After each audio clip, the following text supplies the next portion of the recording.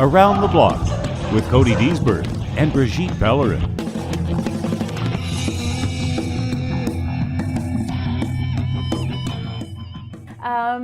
You need people in your life that you trust that can tell you sometimes, watch out, now you're becoming a little cocky. So you need that reality check sometimes. You have to have good friends or family members you trust and who will say to you lovingly, dial it down a little bit now because you're projecting a little too hard.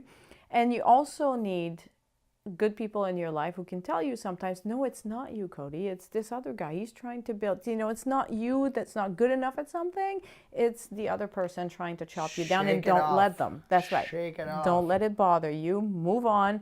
You're better than this. You don't need this kind of interaction. You can just simply remove yourself from that situation. What happens if you're new at someplace, you don't know anybody who knows whatever it is you're doing, you're in a job, your parents don't really understand what you're doing because you're in tech and they're not, and they can't really help you gauge that? What resources, internal resources, do you draw on sometimes when you're in a new situation that's not very comfortable and you're not sure if it's you or if it's the other person? How do you gauge that yourself, saying sometimes, you know what, I'm just going to walk away from that person and remove myself, or no, actually they do have something to teach me, I just need to swallow hard a little bit on my pride and then just go and learn from them anyway? I mean, reflection is a big one, right? Some people meditate, some people listen to music, some people listen to nothing, right? Quietness. For me, I like to drive. When I drive, it's usually without any music. If I'm stressed, if I'm trying to figure out something, driving helps. We're lucky enough that we get to have some road trips and stuff. And that's a lot of self-reflection, going through the steps in your head. I go internal almost to a fault sometimes, where people can see me like staring through things. Yes. And that's when they know that I've gone internal and I'm working from the inside out to really go through the steps of, okay, what made me feel like this? Was I right? Was I wrong? It's more about me rather than them. It's like, was I right? Was I in the wrong? What could I have done differently? Was there anything that I could have done differently? And if so, what would I have done? Right? And these are all things that just kind of go in circles until you kind of come to an answer, a conclusion where you're going, okay, you know what? In that scenario, I wouldn't have changed a thing. Right. There's nothing I could have done differently in that scenario that could have come out with a better outcome. However, now I know what it was, and now I can make a better outcome. I'm going to try again, right? And that's kind of like that believing in yourself part, right? Now you're going to try it again and see if you can correct whatever that feeling was, or correct whatever it is. And then there's some times where you go around the circles and you go, okay, what was the reason? That was, if I could have changed something there, I would have changed it like this. And, I was in the wrong. So... Yeah, I need to fix this. I need to man up or woman up and go to that source, or go fix it, basically. Right. Or if it's too late, next time not to do that again. Some things you just have to let go and let it pass, and then you can build a relationship or build your confidence that go with it, or someone else's confidence too, right? That's right. Yeah. So it's I go internal. I just think too hard until I come up with some plan of action where I can feel good about again. I've seen you go internal. You go far, man. Oh, it's deep. Oh, you disappear completely. Yeah. You just say, okay, let's give him some space. For me, I like to take time. I will just remove myself, go try and think, and I'll jog. Or I'll go busy myself doing something else. And in my life, it's not very difficult to find other things that I can busy myself with and try to forget about it until it comes back to me. But yeah, we all have our various ways of coping with that and trying to figure out, going internal in a way and getting an answer come out of that. Martial arts, why are they so good? And karate specifically, because that's what we do, but I'm sure you have similar scenarios in other martial arts. Why is it so good at helping kids and adults, anybody, develop more confidence? Well, I believe that it gives people the power to believe in themselves, right? But the power of knowing that really you're in control of your destiny. You know, it's you're the boss, and how you come at things is what you're going to get out of them. And everyone around you there is to help, and whether it's a good lesson or a bad lesson, but it's you, right? And that's the individual side of the sport, with the team aspect, atmosphere, the team aspect that goes with it, right? You have people with like minds who are there to work, who are there to have some fun, who are there to, you know, build their confidence really in their techniques. You know, you see someone who's working on one thing, right, for weeks. Finally, they get it. Boop, boop, boop, boop. You can see the power bar go up, right? Right. And that confidence comes out, and then they want to help others do the same thing. And so you have this great atmosphere of, yeah, you're in it for yourself, but you're going to help everyone around you get to that point too, because that's part of the journey, right? Is being able to lift everyone up around you too. Because when you start karate, I remember I felt like I was a puppy with 6 legs. Like I didn't know how to control any of my limbs, and everything to me was difficult. They would say, "Put your right hand up." So which one, right? I've always had a problem with right and left, and I always have to think about it and have to make the L with my hands. I heard hands. something funny, just to go on a side tangent. I had a kid who we were talking about the L's, and then the mother was like, you know, yeah, the kid was still writing his L's backwards, so he said, "Which L?" So he still wasn't sure which way the L faced. Oh no! So that was kind of comical. But go ahead. I come from a French background. Gauche et droit, D and G. It doesn't work. That trick does not work. So that's one thing I learned as an adult. And when they finally explained that to me, I said, wow, what a cool trick. Now I do it all the time. And fortunately, I write my L's the right way. So I immediately know which one it is. But you start and everything is difficult because you think you finally got something, and then somebody comes along and says, yeah, but don't stick your butt out so much, or that foot needs to go there, or keep your head up. There's always something else you need to work on. So at first it feels like you have so many things you need to work on at the same time to even just get to the basics of the beginnings of karate. But then, so you keep at it, and I always tell people, don't make a judgment on whether this is for you or not without giving it, at the very least, for adults, at the very least, you know, a month and a half, 2 months, 3 months. Then you'll get a sense of how you're progressing and whether or not you can actually do this. And it's okay.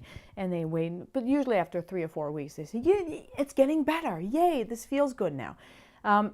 You practice and you focus on this one thing. Not stick your thumb out, or having a proper fist, or whatever it is that you pick at the beginning to work on. And then after a little while, a couple of classes, suddenly, hey, I can make a fist. Woohoo, me. And so that helps you right there. You feel a little bit more confident about your abilities to learn things and to master things as simple as your own hands. And you keep building from there. Every single time you work on a small, tiny thing, it makes you feel this much better about yourself. And after the building blocks of confidence, couple of years, look at you. You're suddenly able to, you stand taller, you look people in the eye and say, I have earned this whatever belt in karate, and I know I've earned this. So this goes back to my problem that I was talking to you about at the beginning. When I got my black belt the first time in karate, my first degree black belt, 2004, I knew I had earned it. That made me feel so good because now I had my factual basis for believing that I could do this, for believing in myself that I was at least good enough to earn a first degree black belt in karate. And I gained, I think, 1.5 inches in height at that point, at least in my head.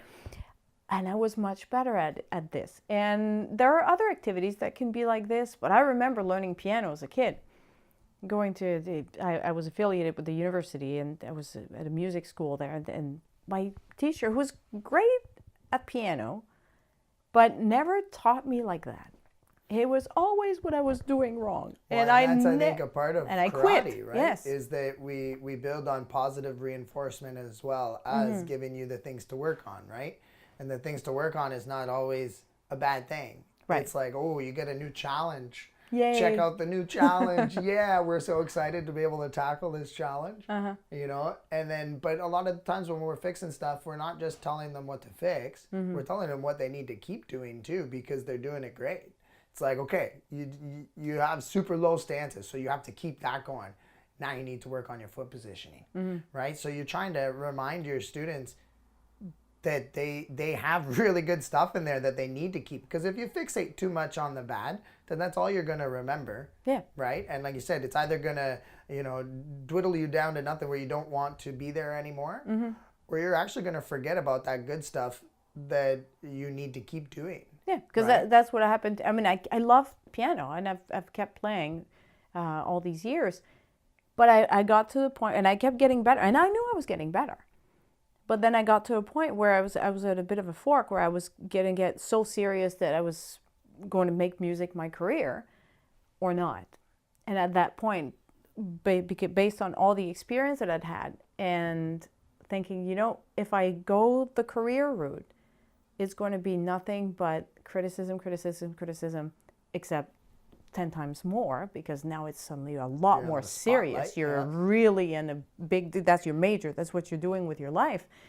And I thought, no, I'm not actually that serious about it. I just want to keep playing because I enjoy playing music. Want to have fun. Right. And I was ready for and I was only 15 at the time, but I was pretty early in my piano development. And when I got to that point at that age, and then suddenly I wanted to go and earn money to buy a car and do other things with my life than being at the piano for 8 hours a day, then yeah, to me that decision was not that hard. Whereas with karate and martial arts, you can continue because it's not so negative so much of the time, and it builds you up. And you feel so good about yourself that even though at times when the kids grow up and they get to go to college and do these things, sometimes they need to take a break because they have to go away for college, or they have a job or a boyfriend or a girlfriend, and suddenly that takes some of their time. But they still do it, even if they do it a little bit less. I'm sure in great part because it makes them feel good about themselves. Oh, I'm sure of it. Or they at least reminisce about it at the very least. And they miss it. They miss it. And you see get those you come get back that itch later. every Yeah, once yeah. in a while, or you see the students that have the itch, just like, hey, they come back to the dojo just to say hey, right? And you're like, wow, you got the itch yet? And they're like, yeah, I need it. And then they come back, right? Right. Right. You're right. It's all about the building you up and the positive reinforcement that goes with the training, There is a piece in martial arts, though, that helps rein in that other side of it. The being humble, right? There's been a lot of times that I've been humbled in my martial arts career. And I mean, the one big one that I remember was when I was, I don't even remember. I must have been 13, somewhere in there. The awkward age, yes. No, I was always awkward. I still am. Okay. But so that age, I was a junior black belt, and back then you could not be a senior black belt. You could not be a full black belt before you were 18. Oh dear. And I think it became 16 or something like that a few years later. But that was the whole thing, was junior black belt was under that age. And I had I had the confidence to go up to my instructor and tell him, you know what, I think I'm ready for my my full black belt.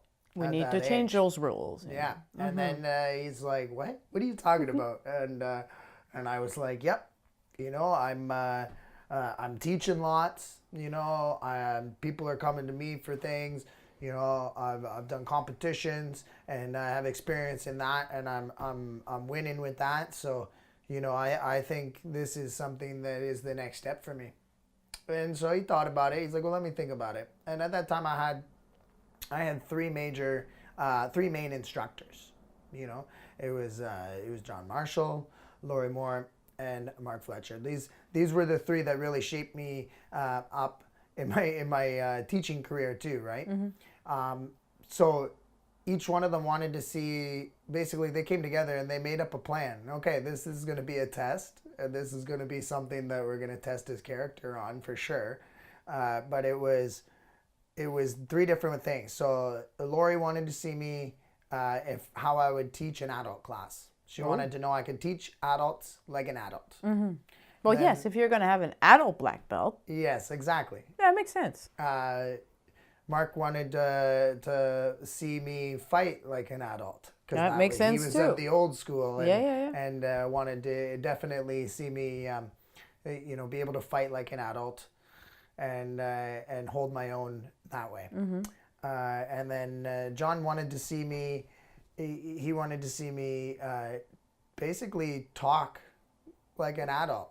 And so that part, I had to talk to him in his office about why I deserved my full black belt. Do a sales pitch. Yeah, basically, yes, yeah. Give him the reasons and the whys. So I did my class teaching first, and I went in. I had a class plan. Oh, I crushed those adults too. Like those poor adults. I think back now, and I'm like, whoa, they must have been so sore the next day because I was trying to make a statement. Well, yes. Right, and so I put him through the paces. And the senior student there, Mike Levy, he marked me as well. So he was the highest rank in the class. He gave a peer mark as well. And I mean, I did great in that. I believe I got like, they did a whole assessment, and I got in the 80s, like high 80s or something like that. So I was like, yeah, first one down. I taught like an adult. And then I went in to fight Sensei Fletcher, and that one was a growing period because I knew what was going to happen. I knew I was going to get, challenged, let's say. And I knew I was throwing myself into the pit. And it was 2 3-minute rounds in the ring. And then 3 2-minute or 1-minute rounds, 2-minute rounds in the corner of the room. So I was up against the corner and had to fight myself out. And as soon as I got out, I got thrown back in the corner. And there was battle in that one. But I was ready to go, and I came out strong and just do straight to the face right away. I was a tiny guy, so I knew I had to give her. And then it was okay. You've only punched, because I knew that if I kicked, he was gonna sweep me and take me down, and then I was done, right? So they were like, if you don't kick, you fail. Right? So now I was being tested. I'm like, oh no, this is bad. So anyway, I was throwing the kicks, and of course I got swept and had to fight my way off the ground, right? Which is not where you want to be. No, especially as a kid fighting an adult. Right. That's definitely not where you want to be. Well, anyway, I survived that portion. I made it through that part. Then I went in to talk to Sensei Marshall, and it was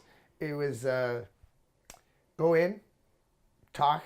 I sucked. It was awful. I couldn't get across anything that I wanted to say. And he basically said, nope, you're not ready. And I went, and I went home. And that night, I think I stayed up like 3 hours past my bedtime. Right. Yes, I still had a bedtime at that well, time. of course, yeah. But I wrote down everything that I wanted to say. I was so mad, I wrote everything down because I didn't get across what I wanted. I came across as arrogant. I came across as cocky, and that's not what I wanted. And then all hat and no cattle. Yeah, basically. And then I went back in the next day, and I was like ready to go. I'm like, here it is. Here's the paper. This is what I wanted. He just looked at it. He goes, cool. Throws it on the table. He goes, we'll talk again tonight. And I'm like, but I need that. That's all the stuff that I just said. And so I had to go back in and talk to him a second time. And did it work? Nope, I failed that one too. And then the third time I went in and talked, and I honestly, I don't remember anything that I said. I just remember being beaten down emotionally because I got these 3 things, these 3 tries at this. And I believe that he was testing my character. He was testing to see how I was going to react to the failure part of it. Yes. Right? And somebody telling me that I wasn't ready for this. Somebody telling me that I was not good enough for that part. And at that age, that really hurts. Well, especially, the hormones are pretty strong at that age when you start hitting there in the teens. And so, yeah, it was a great learning experience. I am happy that I did not pass the test. It would have been too easy. It would have been too easy, and I wouldn't have had that humbling piece that reminded me that there's more to your black belt. There's more to martial arts. There's more to life than just wanting it and telling people you deserve it. You have to earn it. And so I think that's part of it is the humbleness of martial arts that goes with being built up for confidence. It really lets you respect that confidence so it doesn't get to the point of being arrogant or cocky. And well, you're fortunate that you had great teachers that way. Oh, yeah. Yeah. They taught you a very, very valuable lesson. And I'm Something that you can't get anywhere else, right? It's like that's a life experience right there, for sure. For sure. And it's good that it hinged on the speaking, because that allows me to segue nicely into where I wanted to go with this, which is public speaking. As you are, I'm sure, aware, I mean, they do surveys. I think there's something like half of the people would rather die than do a speech in public. Now, I have worked for years in the media, including on national television, where you're talking, and it's funny because people don't realize this, when you're on TV, the person who's on TV is not looking at you, obviously, and you know that. They're looking at this tiny little box. That's it. I mean, I was in Ottawa, the studio was in Toronto, I had my little box that I talked through, and as far as I could tell, there was nobody there, right? Mm-hmm. But there were tens of thousands, I don't know how many people were watching, millions possibly, right? Because I was very popular now. But you just have no idea who's watching, and you just have to talk as though nobody was watching. That's what makes you natural on television. If you start thinking, oh my goodness, look at all these people watching, then you'd lose your cool. And you can't be internal on live television. That does not work. No. There are people turn on the TV to hear you talk, not to watch you be internal. And so to me, speaking in public, and I've done a number of speeches, and so I'm okay with it. I have no problem with it. I'm very seasoned by this point. But for most people who don't do this as a living or as a hobby, it is it's possibly the scariest thing in life. And I want to talk about this a little bit because I've seen you do this. Every time there's a belt test, there's a grading, you make everyone, including the very little kids, come up to the crowd, because we have people, including the really big kids too. Those adults. Sometimes some of the adults, to them, that's a really, they're not scared of anything else about the belt test, but that part, they're terrified. And so we have friends and family assembled, and you make them come right up to them and say, all right, tell the folks what your name is, what you like about karate. You make them talk a little bit. And some people just take to it right away. Like, yeah, my name is this, and I'm 5 years old, and what I like. There's some little hams out there, for sure. And this is great. But then you have some people for whom this is really a challenge. And so you make them do, and it's not much. All they have to say is their name, their age, or for adults who don't want to say their age, how long they've been doing karate, and what they like best about karate. That's not actually that much. In theory, it's not. And yet. But you keep making them do that. Because? Well, have you ever noticed that starting at the white belt level, because we usually have the white belts come up first. Yes. Right? And then we go up through the ranks. Yes. So you have the white belts presenting, and they each talk, and they're up there in a group, right? But they each have to take their turn to talk. Then you might see a little, uneasiness about it, a little bit of lack of confidence when it comes to the speaking part. But we're there to coach them, you know what? I don't think those guys in the back heard you. You might have to be a little bit louder, right? And there's some kids that are just like giving me hand signals and, okay, would you want to whisper it to me and then I'll tell them? Right. And there's little tricks to get them to at least open up a bit in front of people. Mm-hmm. And as you notice, the belt ranks go up. The confidence also goes up too. Yes, because they've done it before. That's right. It's that desensitization to being in front of people. And the more you do it, and the more, the easier it gets, I was lucky enough to have my father throw me into situations that were very awkward. They were pretty hilarious now thinking about it, but I was desensitized to it along with my martial arts instructors. It was, okay, and this wasn't right away. This was when I had confidence. Mm-hmm. Or at least I thought I was good to go. Right. And I might have been a brown belt, a black belt. I was teaching. So I've had this experience in front of people. And then it was, okay, in front of a group of 40 that he's teaching the class on the spot, throws me into the deep end. And he goes, all right, now Senpai Cody is going to teach you guys an open kata that he just created. Go. Great. And I walk in and I just look at him like, save me. And he just smiles and walks away. Uh-huh. And now I'm in the deep end and it's sink you have or to swim. Yep. You have to swim. And so, okay, so we're going to go 1, 2, 3. Huh. Okay, now try that a couple times. And while we're doing that, I'm thinking, I'm thinking, okay, then we're going to do this. And so it's being thrown into those awkward situations and those things that make you feel uneasy, that you come out of it unscathed, or maybe a little bit like, wow, that was not as fun as I thought it was going to be.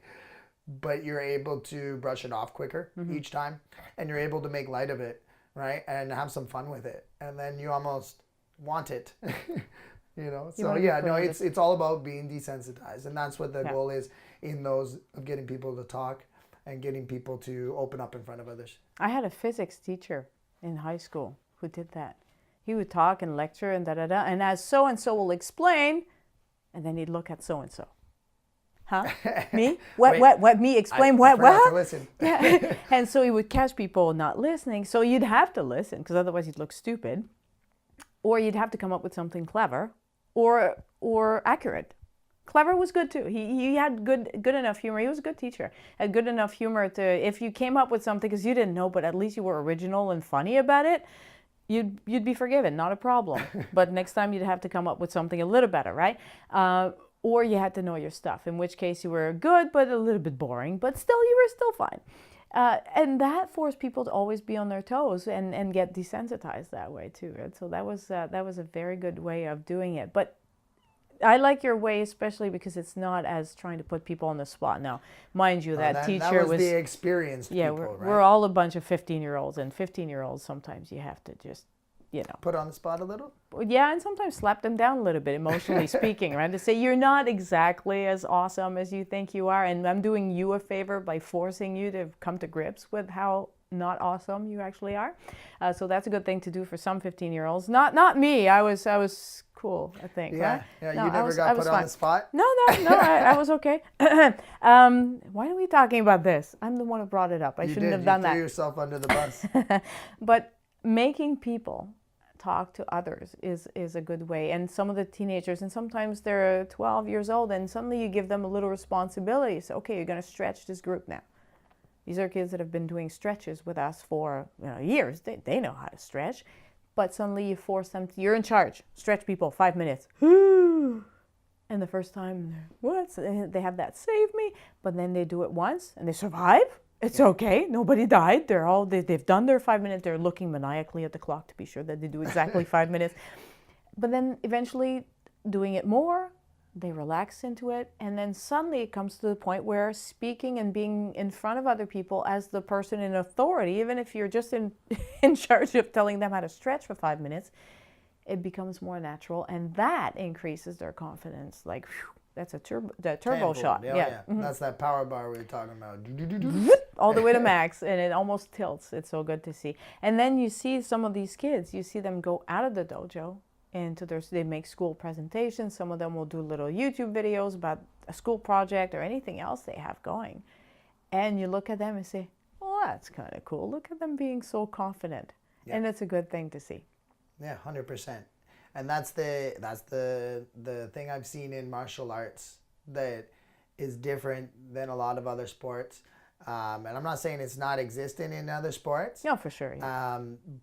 But on a whole, martial arts is the one where you see those karate kids, those other kids that are coming into school with this air about them that they believe in themselves, and then they're confident enough to make mistakes in front of others and not feel like a tool. Mm-hmm. Right? And they are confident enough to help other people become more confident, because that to me is the ultimate test. If you're not confident enough in yourself to share your knowledge with other people, to help them without any thinking about what is this going to benefit me or anything, like you're just doing it because here's somebody who needs help, you can provide that help, then you should. And once you're at that stage where you, without thinking or hesitating, you start to help other people become more confident, then you truly are confident. I agree. Look at that, twice. We agreed twice in one talk. Maybe we need to stop right now while we're ahead.